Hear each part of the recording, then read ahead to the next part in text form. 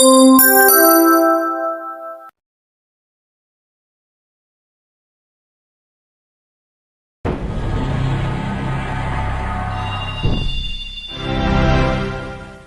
welcome to Seabrook, where almost all of the so-called monsters unite in one community, I guess. There was a lot of species I have to mention. Humans, zombies, werewolves, aliens, daywalkers, vampires, just to name a few. But this franchise as a whole has evolved from segregation to unity. It's time to explain how this DCOM franchise turned out throughout the years. My name is Duncan Nichols, and welcome to my first video essay, which explains the history of Disney zombies.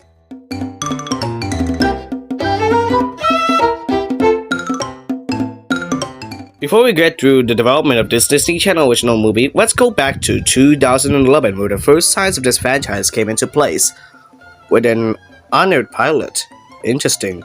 Consider the fact that this DCOM was supposed to be a television series. So, presumably in December 2011, Zombies and Cheerleaders began production. Executively produced by David Light and Joseph Rizzo, it was internally developed for Disney Channel, but it was cancelled for unknown reasons. This Unaired pilot has a couple of elements that will later be revised for the 2018 DCOM, but some haven't. The characters as actors aren't the same as the ones we got today.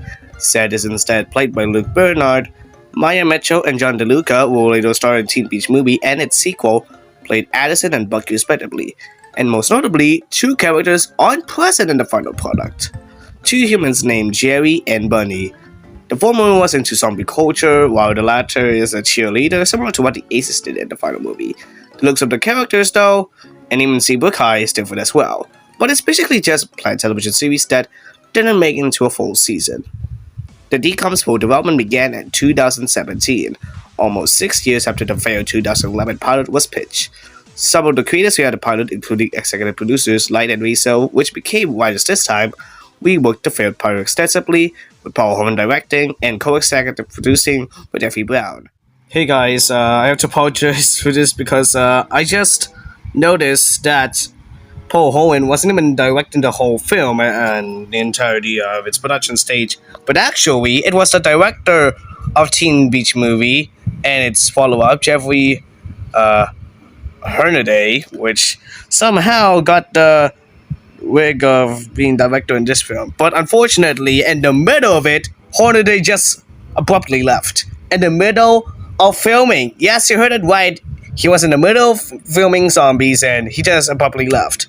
So, Disney decided to put Paul Homan in this, and ever since, Paul remained a key figure in the franchise, ever since as director for all 4 films, and maybe the 5th one. But, yeah, I just found out just a couple of days ago, I think I found out about it on a tweet from the Disney Zombies, Twitter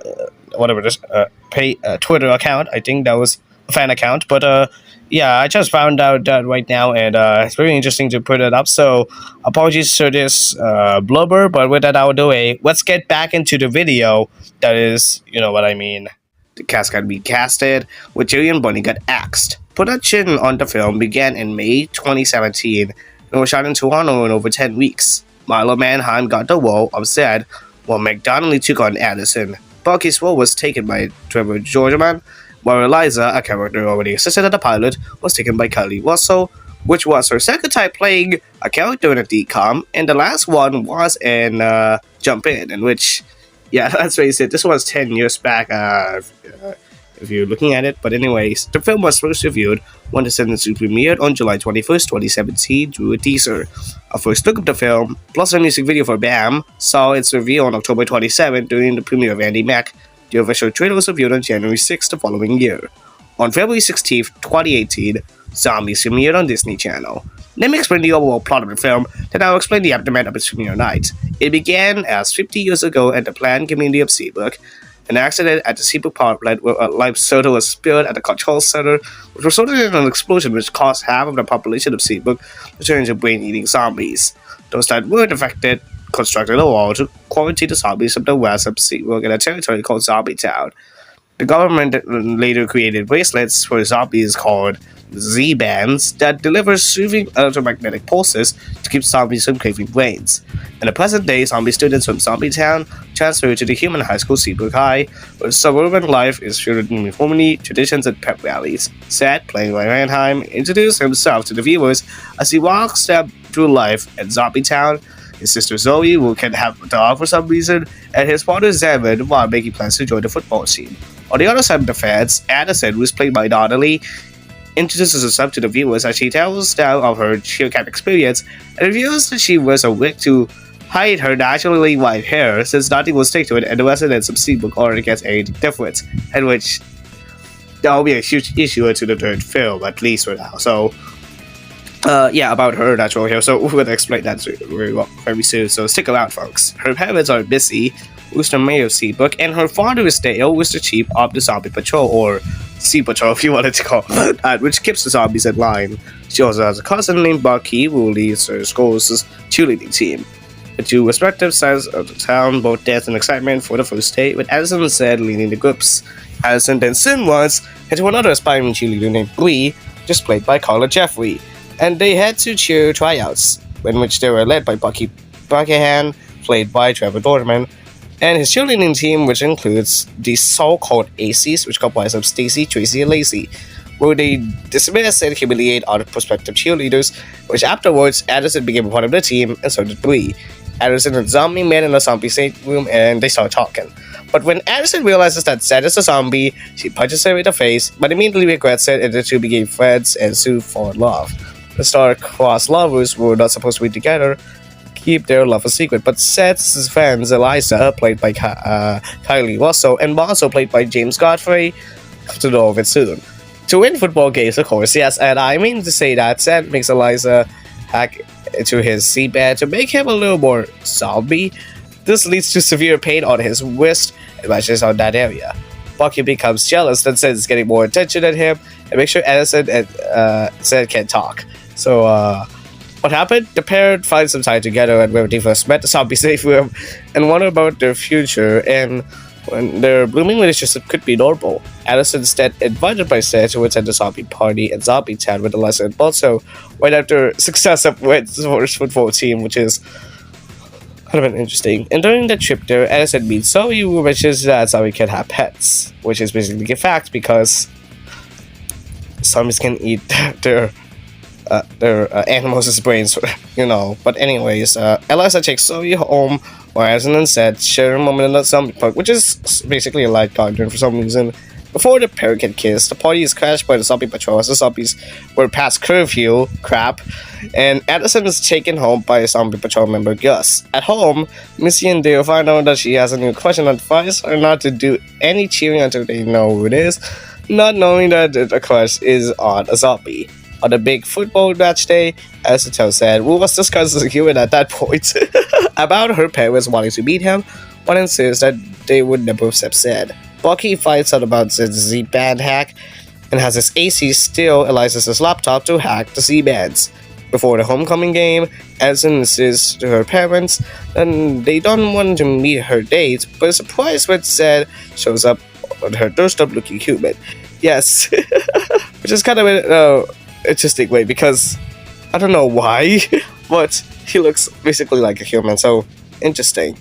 But anyways, and he and Addison leave her house and go on a date, where he admits that he's been using his C-band. Addison tells him that it is the others that have to change, not them. But at the homecoming game, it seems that full acceptance for zombies is almost about to happen. But when Addison and Bree start showing their sympathy to the zombies during the cheer, Bucky has them kicked up the cheer squad. And oh my god. And after the Mighty Shrimp team, of course, won the football game, fortunately, Stacy, Tracy, and Lacey succeeded their plot, turning Zed, Liza, and Bonzo to complete zombies. This interrupts the, aftermath of the game, and of course, causes a zombie alarm to go off. The zombie patrol captures them and has them detained. But later, Addison, yes, shouts at the crowd, telling them Stefan Zed transformed into a full zombie. She then revealed her naturally white hair after removing her blonde wig, in which that shocked everyone. Following the incident, Zed, Eliza, and Bonzo return to Zombie Town. Addison states to the viewers that Bucky is changing the lineup for the Cheer Squad. Bucky is then shown cutting 3 members from his cheerleading group due to them sympathizing with the zombies. Which, to be honest, Bucky's so sympathetic. On the day of the cheerleader competition, Addison and Breeze fight Zed and Monster, trying to stop Eliza from sabotaging the competition, and after Eliza talks to her friends, she realizes that doing so is not the right thing to do, in which, well, Bucky's team is failing because they do not have enough members, so he tries to get in and help him. At first, so he's booed by the crowd, but with help from Addison and Zed, and the zombies and the cheerleaders, well, they decide to come together to make a cheer routine during the cheer competition. And Bucky was supposed to be not to subject coincide to let out. It was eventually brought by Zoe to let him in. So, But anyways, after that, Zed and Addison tell each other that they love each other, and for some reason, Addison learns a little zombie talk in this. So, later, everyone has a block party at Zombie Town, and as Zoe finally gets her dog, the zombies and humans mingle with each other freely. And it ends. Zombies was successful for Disney Channel upon its premiere. The movie received just over 2.5 million views on its international February 16 premiere. Critically, it received mixed reviews with praise directed towards the positive messages and songs, but there was some negativity towards the plot's predictability. Emily Ashby of Common Sense Media rated the movie 3 out of 5 stars, praising the positive message and role model, stating, quote, "There's stereotyping on both sides of the divide for most of the story, as well as some mean-spirited exchanges between humans and zombies, often driven by adults. But the relationship that develops between a human girl and a zombie boy has a big impact, inspiring their peers to set aside misconceptions and befriend each other. Addison struggles to let her true self show, and kids will love the catchy soundtrack and dance scenes." Rachel Wagner of rotoschoolburs.com rated the movie 4 out of 5 stars, stating, quote, "If you're a fan of the recent Disney Channel musicals, then you definitely love Zombies. It is one of the better entries of the late, with a sweet message, likable cast, and energetic musical numbers." Cal Burbank of Laughing Players gave the film 3.5 out of 5, writing, quote, "While it may seem strange to single out, perhaps my favorite part of Zombies was the production design, sticking to a color palette of mostly pinks and greens, ranging from neon to pastel. Might sound nauseating, but actually works quite well. With a fresh look, fun characters, and a serviceable soundtrack, this is one DCOM I might actually recommend." But before we continue, here's something interesting about my year, in which the first song that played in the film. Aside from being rearranged as a theme song for the reanimated series, which I will get to it later, the part where Seth says this line was said by none other than Simon Williams in the 3rd episode of the Marvel Cinematic Universe television series Wonder Man, which was released in 2026, almost 8 years after Zombies premiered. This makes the DCOM franchise canon in this universe. Well, sort of. On February 11, 2019, a sequel to Zombies was in production when returning stars, directors, and writers of the first film. Piers Joseph, Chandler Kinney, and Ariel Morton, or also known as Baby Ariel everywhere some reason, joined the cast as Wyatt, Willa, and Winter respectively. Like the first film is written by David Light and Joseph Rizzo, and directed by Paul Holman, with him co-executive producing with Anna Gerb and Rizzo this time on this film. Production on the film began on May 27, 2019, and wrapped in Toronto on July 15 the same year. Scenes were also shot at Rockwood Conservation Area. First reviewed and teased on August 2nd, 2019, Zombies 2 had its premiere date on Valentine's Day 2020, having the second DCOM 2 premiere on Valentine's Day, when Star Trek had this extension before. The film introduced werewolves to the universe, being the so-called main antagonist of the film, which continued the events from the first film. But before we continue, a flashback to the early days of Seabrook kicks up the film, where settlers brought up a group of werewolves from a moonstone that they have since kept hidden underground, in which the somehow is used to build the power plant underneath. Really? Okay, we're gonna get to that power plant in a moment because this thing is also important in the story. In the present, time has passed and Seabrook and Zombie Town settled their differences. Zed plans to ask Addison to the pond, where Addison works to become the new cheer captain when Bucky steps down to become president of the school for some reason. Don't know why they said the whole class, but actually it was the whole school, so you know what I mean. This was also concurrent with the replacement of Tracy with JC, in which Tracy is an actor King Lian wasn't able to return in this round for various reasons.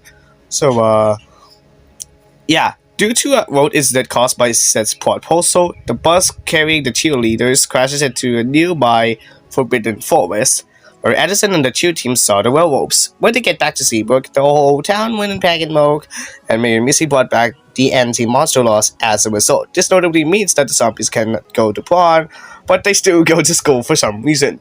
Seth realizes if he was for president, he could change stakes for both the zombies and werewolves. Meanwhile, the local werewolves are all getting sick, and they have Moonstone necklaces which give them the werewolf activities or abilities, but without them, they can die. These Moonstones are losing their powers, so they need to find the Moonstone in order to recharge their necklaces. Prophecy states that a girl with white hair called the Great Alpha will show them where this Moonstone is. They begin to suspect Addison is the Great Alpha, so they somehow crash out the whatever candidate announcement thing, and they enroll in Seabrook High to get closer to her, which Addison welcomes with open arms because somehow the coach said that the Forbidden Boys is actually in the school district, so really. As the werewolves are in Zombie Town, Zed tries to rally the wolves to help win the election, but they didn't see the point of changing who they are to fit in. But at cheer practice, the werewolves join in, of course. As Zed and Eliza walk in, they suspect that Wyatt, one of the werewolves by the way, has a thing for Addison, which makes Zed jealous. Addison follows Zed onto the hall, and they get into a little argument. But at night, the werewolves eventually brought Addison to their den, where they tell her the prophecy, and Addison is excited to be a part of something spectacular. The werewolves give her a fully charged Moonstone necklace, which they have saved for the Great Alpha. And if she puts it on, and surely a werewolf she will transform into one. But shortly thereafter, Zed realizes and wants to find Addison in the wolf den. After tracking her, thinking she was in trouble. Zed attempts to save Addison from the werewolves, but Addison tells him that she wants to be there, and that she has finally found her pack. But Zed, knowing that she's not a werewolf, gets defensive, says that she does not want to be a monster, and tells her to put on the necklace. The werewolves agreed to give her a day to decide. And they fought. They really felt an explosion. And it said that they are destroying the power plant, which has created the zombies, of course. The Addison notes that the building is fueled by the mysterious energy source, in which that's basically the Moonstone I'm talking. Now, if the power plant gets imploded, it will crush and destroy the Moonstone along with it. But the next day, Addison shows Zed the necklace and tells him that she is going to put it on. Zed unsuccessfully tells her not to, and discreetly takes when she's not looking. But when Addison finds the werewolves, she realizes it is missing.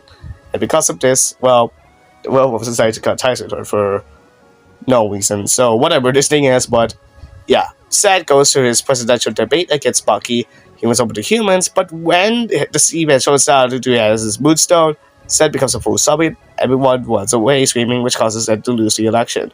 Meanwhile, the werewolves head to Seabrook Power Plant, where the alarm immediately goes up and the Zombie Patrol shows up. Addison and Bree also hear the alarm from the school and realize they need to have the werewolves again. So the werewolves get arrested at the demolition site where they release silver gas, their one weakness, in which, well, yeah, silver gas or colloidal silver, that's what they all said. But anyways, but Addison surprisingly arrives at the cheerleaders and zombies, who gets the demolition team agreed to not destroy the building. And they did. They all go outside to celebrate, with Zed reviews to Addison that he took the necklace from her. She gets mad at him, puts on the necklace, but finds out that she isn't a werewolf, and that Zed was right all along. But one of the men in control of the device controlling the demolition frantically wants to examine, which is Zed's dad by the way, and tells him that the werewolf shut it out, causing a detonation timer to run, and since he's unable to stop that, because it basically short-circuited, well, unfortunately, the detonation bombs decided to go off, and the whole building was imploded. The werewolves get very sick and retreat back to their den. Zed heads to the den and finds them sick and dying. When he tells them that he's proud that they don't change who they are and they embrace that they are monsters. And yeah, you don't know what happened. So the pawn night arrives and Zed, as well as the rest of the zombies and werewolves, show up to crash the pawn. Everybody dances. Zed and Addison make up. However, the ground starts shaking. It splits in half when a blue go from the hole, in which that was actually the Moonstone. The werewolves realize that it isn't destroyed and go into the hole to find it. Humans and zombies follow to help. They find the Moonstone and they try to get it out when a huge boulder blocks their exit. Zed rules the seabed, he uses his stick to lift the boulder, and allows the others to bring the Moonstone out safely. And eventually, Zed get out after that boulder was shut, so at least there's that. They all go back to Prague, sing, dance, and have fun, with Zed and Addison having their first kiss, which is a first. They also had to say that this is the first time that a zombie and a human was actually in the Prague homo phase as well, so you know what I mean. Later, a blue glowing rock falls to the sky at night, causing a blue explosion. This causes Addison's radio to briefly short circuit. Later, after waking up, her hair glows bright blue for a short moment. And this is where the movie ends, as this foreshadows what's about to happen in the next film.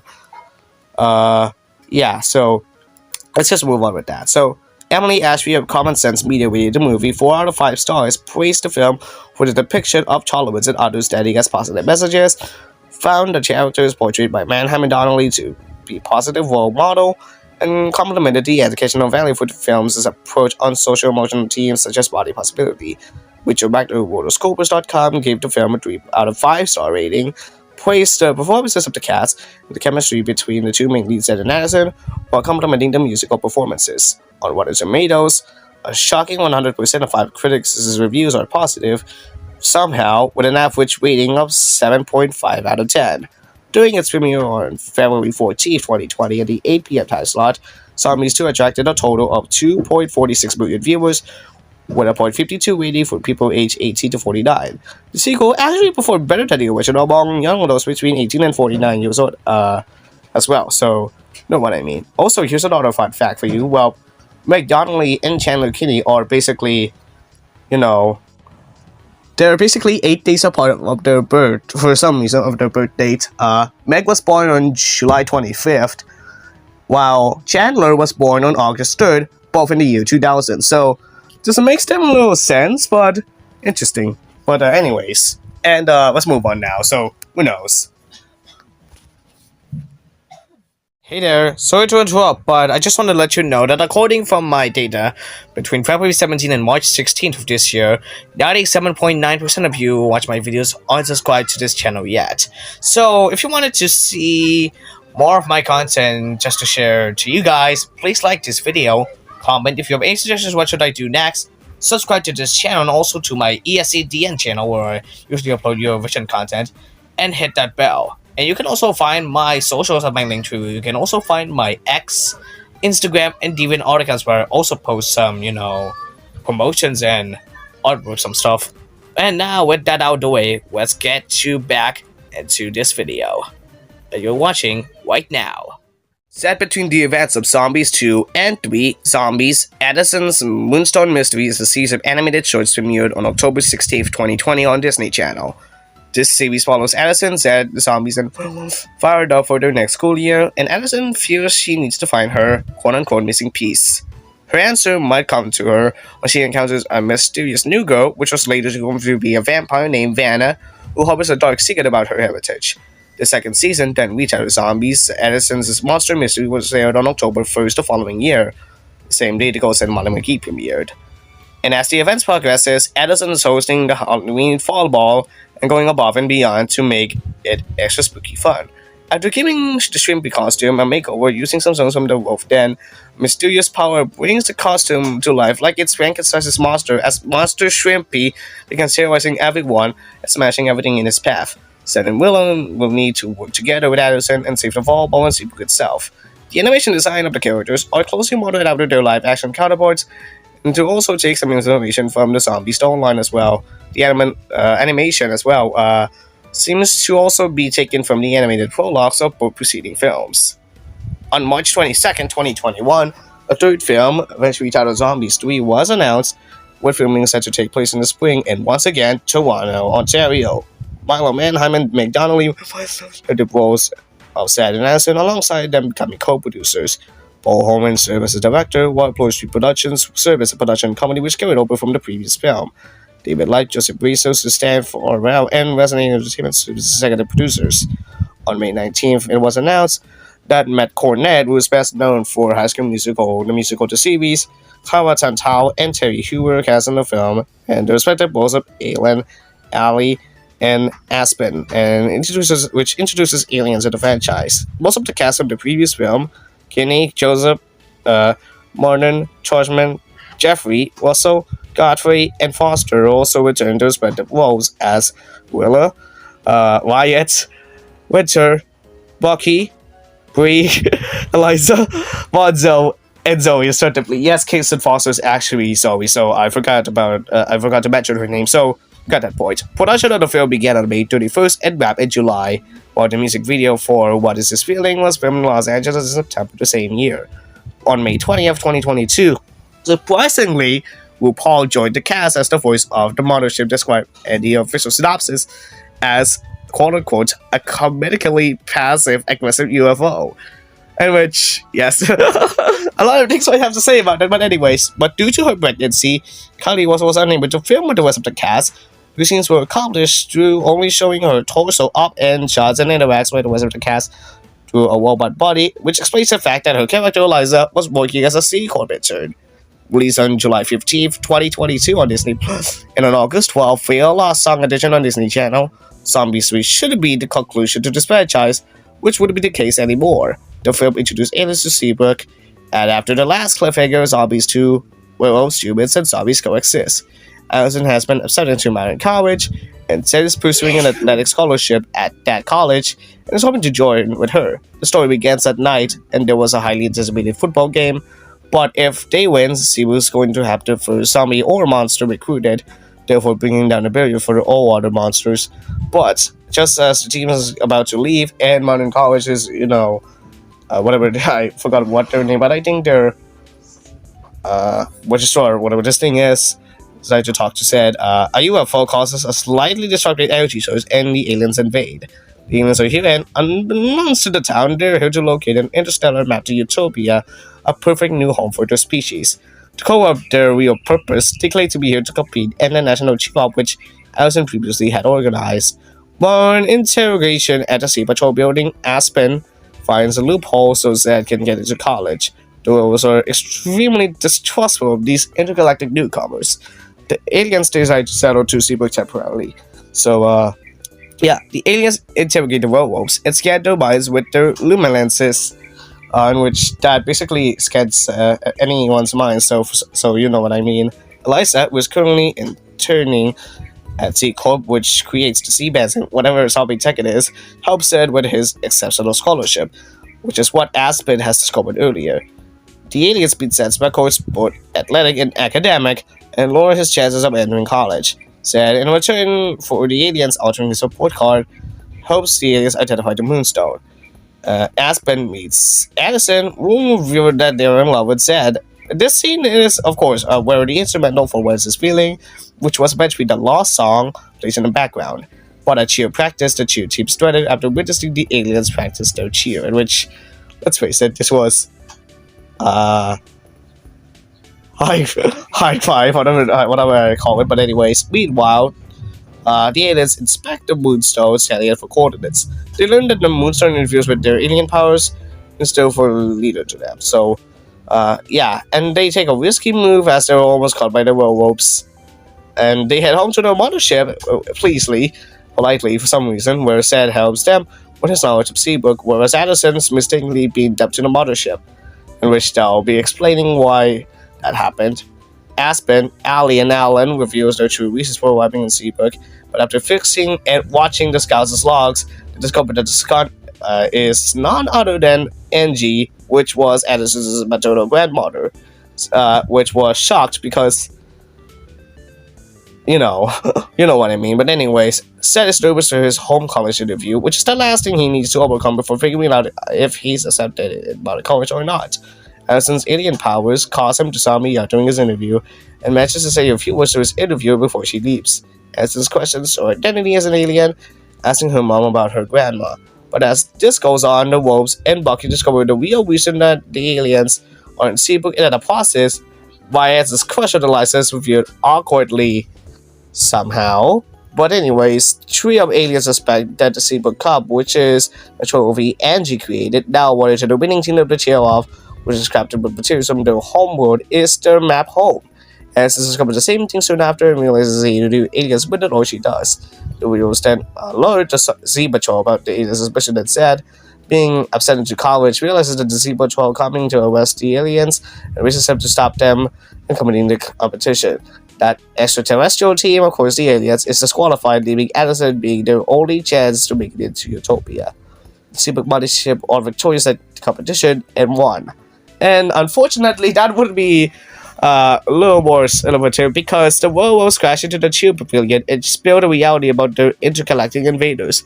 The aliens, Addison and Zed escape before Addison refusing the entire community that she's in fact part of the aliens, in which, yeah, Missy admits that she always knew her mother was secretly an alien and that her parents believe hiding was the best way to stay safe. Zed reviews his college dues, and the aliens realize that the coordinates to Utopia lie not in the trophy, but within Addison's DNA, and unfortunately their map is dynamic, meaning that they must take Addison to their new home.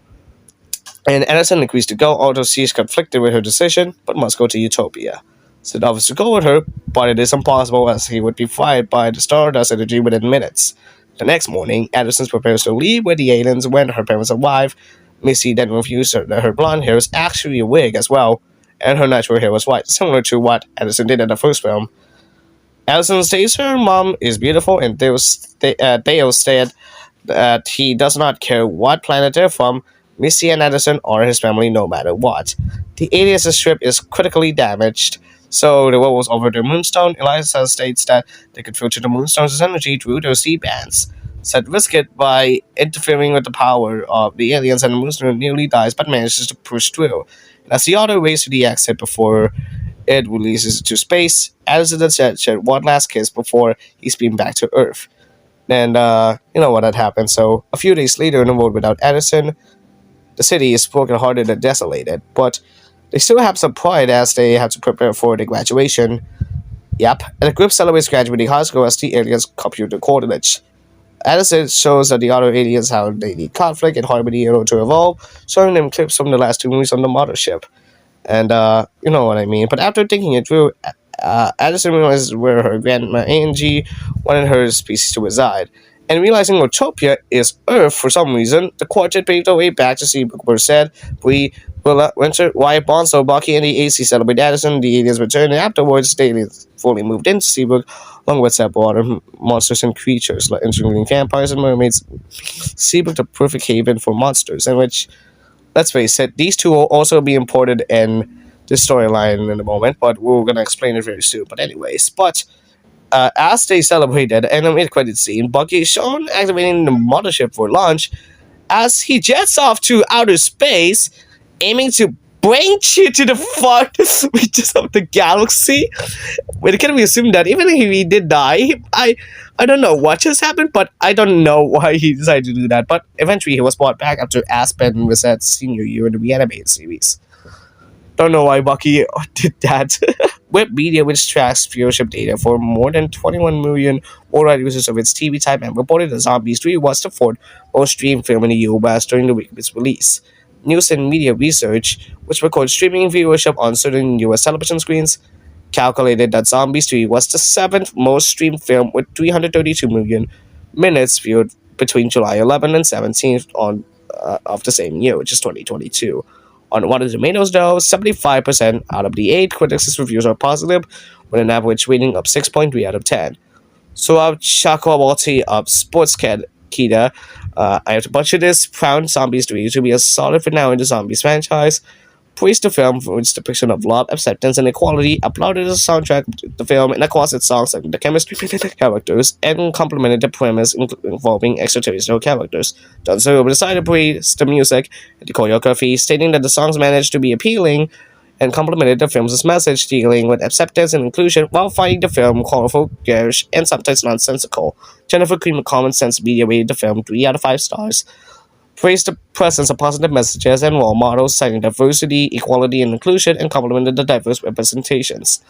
Lena Wilson of the New York Times wrote that the film is much more than 90 minutes of silliness, and praised the storm but criticized how Zombies 3 portrayed social cultural differences, specifically Terry Hughes' queer character Aspen. Brian Laurie of CNN found the film energetic and progressive, but wrote that the film was dead on arrival and hard to get fired up for, pushing concern on the use of aliens, which he found cliched. After the first season that depicted zombies and werewolves, and found out that the songs to be of mediocre quality, except for Addison, So I'm Finally Me and the reprise of Someday, which was sang by the whole cast for some reason. But out of the facts of two reprises, the latter song mentioned was the third reprise of the original song, first heard in the original film, which got ballad reprised in the same film, and has the lyrics rearranged in the second, and then the third film has the original reprise, which unlike in the original reprises, which was sang by Mannheim and Donnelly, and was sang by the whole cast instead. On June 15, 2022, during the Annecy Film Festival, it was reported that Zombies, the reanimated series, was being developed by Disney Television Animation for Disney Plus and Disney Channel. Descendants Wicked World creator and director Aliki Diofilopoulos and Amphibia story director or editor Jack Ferriolo will serve as creators and showrunners. I have to butcher my script again because I'm going off script, so you know what I mean. But anyways, the duo will also executive produce the series alongside Gary Marsh and the film's writers Joseph Russo and David Light. Rachel McNevin will also serve as story editor, with Melanie Powell producing. The artwork serves as supervising director, while Matt Doring is the art director. Doug Rockwell, Topher Litvin, Chadwick Johnson, Michelle Sarlenia, Jack Kugel, Matt Wong, and Hannah Asmus shows are the songwriters. The series was screened for 40 episode 1, but got reduced to 20 due to major layoffs at Atomic Cartoons. Most of the cast of the previous film installments reprised their roles, while Ka-Hyun Kim joined with a new witch character named Day. A sneak peek aired on April 28, 2024, as part of Disney Channel's halfway to Halloween event. The reanimated series debuted on Disney Channel on June 28th, with a Disney Plus release for the first 11 episodes the following day, and the following 5 on October 9th. The series follows the cast going into interesting but wacky adventures. And it only ran for a season as of this point, but rumors spread that the show was cancelled or was in development hell for a second season. As of now, though, the show remains on hiatus. On the other hand, the episode segment Eternal Sunshine of the Wild Mind wasn't even aired for no reason. It was originally produced as the second segment of the 11th episode produced. In turn, episode 20 is scheduled to not air at all, and instead, a Christmas special episode concluded the show's only season so far on December 7th. On February 10th, 2024, Zombies 4 received a green light from A.O. Davis, president of Disney Branded Television, during their 2024 Television Critics Association Winter Press Tour. Meg and Milo will also executive produce and return to respective roles, while Kenny and Russell also reprise their roles, as well as Eliza respectively. Paul Hohen will return to direct the fourth installment, while the movie is written by Light, Russell, and Josh Kagan will eventually join the writing board, whatever this thing is. But anyways, in addition to Mannheim and Donnelly, the film's executive producers include Hohen, Light, Russell, Jane Fleming, and Mark Olszewski, and Mahita P. Simpson is also co-executive producing. That same month, Freya Sky, who is famous for finishing 5th at Junior Eurovision 2022, and Yerevan, representing the United Kingdom, and Malachi Barton, who is best known for Stuck in the Middle and the Underhouse remake franchise, joined the cast as Nova and Victor respectively. And March Sway Bahia, Julia Lerner, Connor Knife, Lisa Chappell, and John Robertson followed as Vera, Vargas, Ray, Eldress, and Commander Bright respectively. Rehearsals for the film began in late February and ran for 5 weeks before production began on March 25th, 2024 in Auckland, New Zealand under the title Day and Night, which makes this movie the first one not to be filmed in Toronto or Canada at all. Chandler stated in an interview that the production was originally scheduled to begin in spring a year prior, but it was pushed because of the SAG-AFTRA strike. On April 19th, though, the title was eventually revealed to be Zombies 4 Dawn of the Vampires, and which its production was concluded on May 16 the same year. Dawn of the Vampires, though, premiered on Disney Channel July 10th, 2025, and was added on Disney Plus the next day on July 11th. The film officially introduces vampires and daywalkers to the franchise, as the film was set after the events of the third film and possibly the reanimated series. Zed, Addison, Eliza, and Willa are nearly finished with their freshman year at Mountain College. Zed and Addison have spent most of the year dedicated to their respective sports, football and cheerleading. Both have been so focused on cheerleading that they have spent almost no time with each other or with their other friends. said plans to go on a summer football camp to prove he is worthy of court first streak status, while Addison plans to go to a summer cheer camp to make herself competitive for cheer captain. In which, once again, this was the second time that you were going to see her as a cheer captain, right? Well, that wasn't the case though, as the quartet then took a boat trip, of course, to the respective summer destinations, when a mysterious entity surge caused the said sea band to malfunction, running off their sea car off the road. Yes, that car is actually a sea car, so you know what I mean. The crash leaves the group lost in an unknown area, and they split up to find help. Sun encounters a new group of monsters, the daywalkers, led by Nova. At first, they mistakenly stated that he's a vampire and they never meet anyone else. This was the same thing happened to Addison when she encounters the vampires led by Victor, except that she thought that they have thought that she is a daywalker, in which they decided to settle down with that. So, know what I mean. The two groups have a long-standing rivalry from competing over a shared and dwindling food energy source, the blood food. Nova and Victor both face pressure from the elders to do whatever it takes to secure the blood food for their clan. The daywalkers and vampires arrive to the blood food orchard at the same time alongside Eliza and Willa, but the gate to the orchard is locked. But while searching for clues on how to unlock the gate, the daywalkers and vampires settle into the long-abandoned Camp Wayburn. Said Addison, Eliza, and Willa finds themselves acting as camp counselors between the two opposing groups, hoping to convince them to work together. Nova and Victor bond over shared visions of each other, believing something supernatural is drawing them together. But meanwhile, the mysterious energy source continue the energy surges, by the way, threatening harm to zombies and werewolves while behind the camp.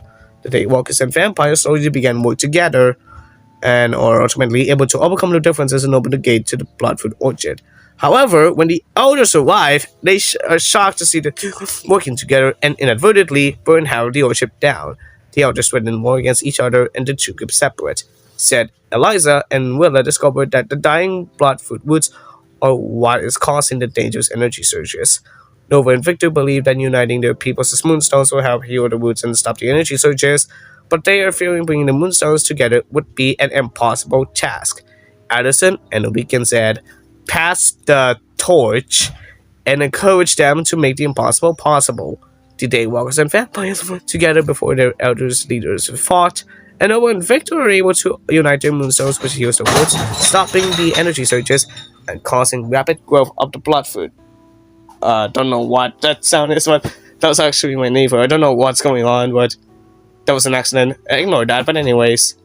What was I? The United Monsters celebrate the accomplishment, while Sad and Addison, after that, reflect on their experience and decide to spend the rest of the summer with loved ones, choosing to value relationships over personal achievements. And, they flirted, they kissed, and they decided to go back and walk off with Eliza and Willa. So, yeah, that was sweet. Nova and Victor promised to remain in touch and hug each other, but before they go their separate ways, their supernatural water spout forms over the ocean. Zombies for Dawn of the Vampires garnered 9.3 million views globally within its first 10 days on Disney+. However, a sing-along version was released on October 17th, and viewers were invited to follow the bouncing box with songs of the movie. This joins the previous three movies, which already had sing-along versions just a couple months after their release, I think. Streaming analytics from Flix Patrol, which monitors the daily updated VOD charts and streaming across the globe, reported that the film was the most streamed title on Disney Plus in the US following its release. Zombies 4 also made the top-ranked title globally on Disney Plus for the week ending July 14th, with the first two films ranked 4th and 8th respectively. In the US, all four films in the franchise occupied the top 4 positions on the platform, with Zombies 4 ranked number 1. Nielsen has also calculated that it recorded 274 million minutes of watch time from July 7th to 13th, ranking as the 7th most streamed film that week. The following week, from July 14th to 20th, the film was streamed for 284 million minutes, maintaining its 7th place position. T-Vision, which tracks viewer attention, program reach, and engagement across more than 1,000 cable TV apps, announced that Zombies 4 was the 14th most streamed film during that month of July. Natalie Dina plugged in stated that Zombies 4 successfully continues the franchise's tradition of fun musical storytelling while serving as a heartfelt passing of the torch to a new generation of characters. She highlighted how the film follows Zed and Addison after the freshman year of college, as they mentor newcomers Noble and Victor, encourage teamwork and understanding between previously rival monster factions. The Place the film says positive messages about friendship, leadership, and embracing differences, noting that the characters' growth and cooperation drive the story. She also emphasized the franchise's signature elements, catchy songs, vibrant choreography, and magical world building, while noting that the film sets up an exciting new chapter for series with potential spin-offs. Potential spin-offs might think so. I don't know. Cecil Smith of Mama's Kiki said that Zombies delivers catchy songs of vibrant choreography and engaging story, while also serving as a bittersweet passing of a torch to a new generation. She highlighted the emotional farewell to Seth and Addison, praising Mannheim and Donnelly's performances, and noting the film's careful focus on familiar characters alongside newcomers Nova and Victor. Smith then complimented the chemistry and performances of Sky and Barden, suggesting that they are well suited to carry the franchise forward. She also noted that the soundtracks among the best in the series had musical numbers like to inspire TikTok trends. Polly Conway of Common Sense Media gave Zombies 4 a grade of 3 out of 5 stars, saying that the film delivers a fun, musical story while emphasizing positive messages about acceptance, teamwork, and friendship. She also noted that Addison and Seth serve as positive role models, embracing new experiences and helping their new friends without judgment. Conway also highlighted the franchise's commitment to diverse representation, reinforcing the series' themes of inclusion and understanding. Brennan Klein of Screen Rant asserted that the film continues the franchise's trademark mix of corny charm, dazzling musical numbers, and vibrant production design. Sorry for the short word, guys. He also noted that while the film was attempted to introduce a new generation of characters, Noah and Victor, sometimes with this focus on fan favorites, Seth and Addison, Mannheim and Donnelly delivered their best performances yet, bringing humor and emotional depth to their roles. Klein praised the choreography and inventive musical sequences, highlighting standout numbers like Kerosene for its energetic vocal performances and inventive staging, in which somehow we have in this one. However, he observed that the film plays it safer than previous installments, which is really great for the most part. Here's one more interesting fact. Freya, Malachi, and McConnell, along with Kylie Cantrell, Malia Baker, Dara Renee, and Joshua Cawley from the Descendants franchise, specifically ever since The Rise of Red, joined forces for the Descendants Zombies Worlds Collide Tour, which began on July 17th, 2025, less than a week after Zombies 4 premiered in San Diego, California, and ended on September 16 in Fort Worth, Texas.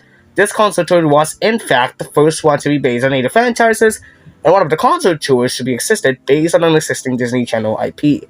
The tour did feature certain special guests, but on the aspects of Zombies, 3 out of the main cast from the previous installments came as this type. Chandler went on to the Madison Square Garden show, helping Kylie introducing the role of Zach, sang by Renee, Knife, and Carly, and Milo and Meg joined Faye and Malachi in the Long Island show at the UBS Arena, where they sang Someday together, which was sang by the latter two in the original other shows. A special related to this was scheduled to be aired on Disney Channel on February 19th, but the Disney Plus released the next day. An upcoming 5th installment is currently in development, but it's not confirmed yet by Disney Channel. On December 4th, 2025, the online subscription magazine Production Weekly confirmed that the film was in development, but in January 2026, the film was in preparation of kicking off production, which would expect to begin in March this year in New Zealand once again, and scheduled to wrap in June. The film is set to introduce the mermaids as explained in the cliffhanger of the previous film, with Sky and Barden are projected to return, while Taylor Oliver and Diana Bavnikova are rumored to have joined the cast.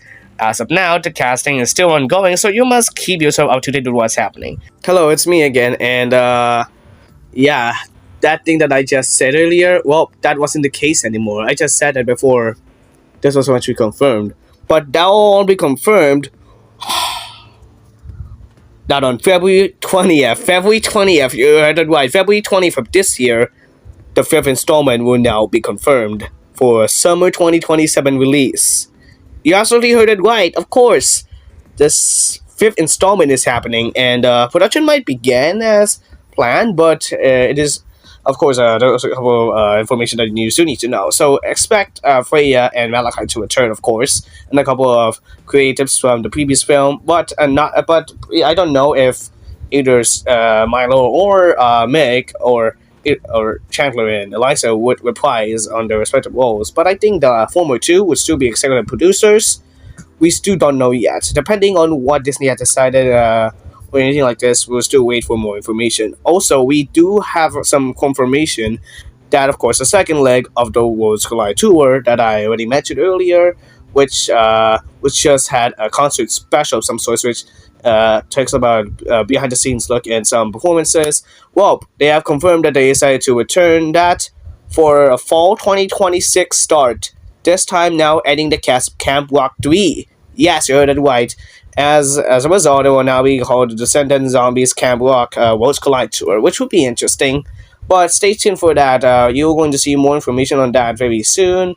As of right now, Disney is currently prepping up for either Camp Rock 3 and Descendants Wicked World.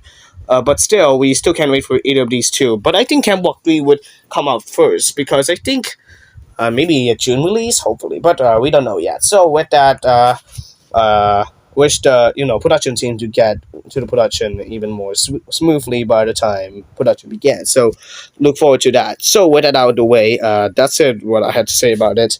Well, Disney Television Group President Craig Rich has just confirmed this news. So interesting to hear, but I just got some confirmation on that. So that's basically my follow-up on my statement that I just said earlier about the fifth installment. So let's get back to where I was supposed to do. Oh, hey, look, we have another update.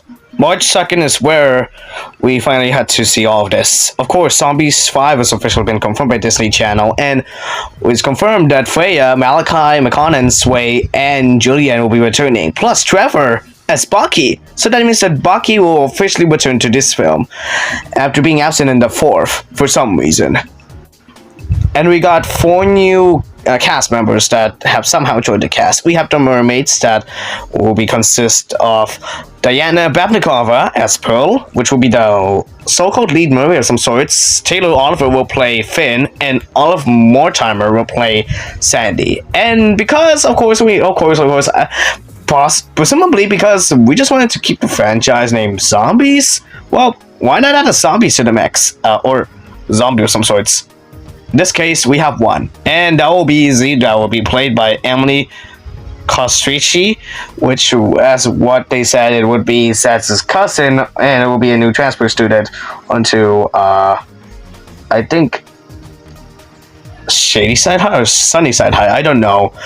We don't know what I have to say that, but this was just confirmed recently, and we just confirmed that Meg and Milo will not return to the respective roles as Zed and Addison, but will remain in touch as executive producers. So that means that they will be staying in the franchise as just executive producers, but they will not be returning as Zed and Addison. So the fourth film, as a result, would be the final one to see them as their respective characters, which will also be the last one where we have to see Willa and Eliza in the first place. So, which would be a major shift to the franchise. So, I just noticed this over a couple of days ago, and I haven't even given you in touch with that, so why not do it right now? So, alright, time to get back to the real deal here. That is what I'm doing right now.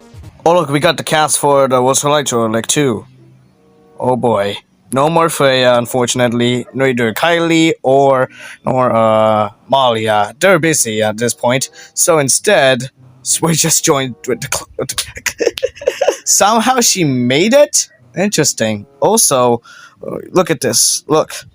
Hudson Stone from Camp Rock 3 came in scene. So did Liamani Segura, because Liamani, Hudson, and Malachi were co-stars. And Alexander Bird and Kiara Romero joined as well as part of the Descendants part. So, interesting to note, I guess. But still, it was alright. So, something like that. The tour would start September, I think, 25th, right? 25th. And it would be rounding around cities in the US, Canada, and Mexico. So, oh boy. It's just been reviewed recently, and what did I even have to mention that? Oh my god, I need to get back to this video before my A few days ago, me had to say anything about Locker Diaries. Well, recently though, on February 14th, 2026, just 6 years after the second movie was released, 2 Locker Diaries based on zombies have been released. These are a new experiment made by Disney to bring short-form vertical content into the masses. There's still a couple of more Locker Diaries scheduled for release, and these so far feature the main leads of zombies for specifically the daywalkers and vampires.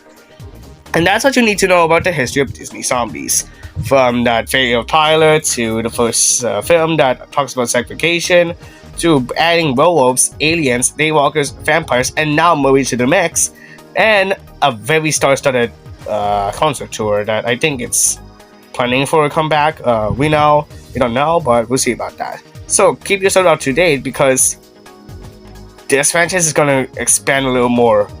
Wow, because yes, you might know the Descendants is also following the same suit. So with that, that's basically it for my first video essay.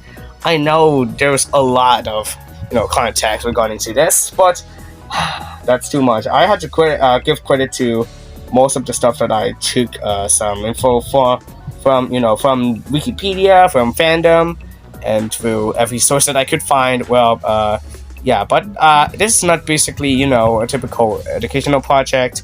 This is basically my passion project, some sorts. It's not basically related to school, but you know what I mean. So, yeah, but I still have to give credit on some stuff. So, yeah, at least there's a couple of things that I had to say about this. But what a wild ride. That was a very long video, but I hope you guys enjoy it. And, yeah, it's one of the things that I have planned for many video essays that will be coming along very soon. There'll be a couple of video essays regarding to Banana Ball, the PSX, Circuit City, and everything else. Well, you're gonna find out a lot more real soon. Also, reviews on series will also be coming as well. Next week possibly will be my review on the second season of Percy Jackson, in which, yes, let's face it, it's going to be a wild one. So stay tuned for that. Also, a lot of things are coming your way very soon, so look forward to all those stuff. But for now, that'll be it for my first video essay on this channel. Please like, comment, subscribe, and hit that bell. You can also check out my socials on my Linktree, link in this channel's homepage. My name is Duncan Nichols, and I thank you very much for watching.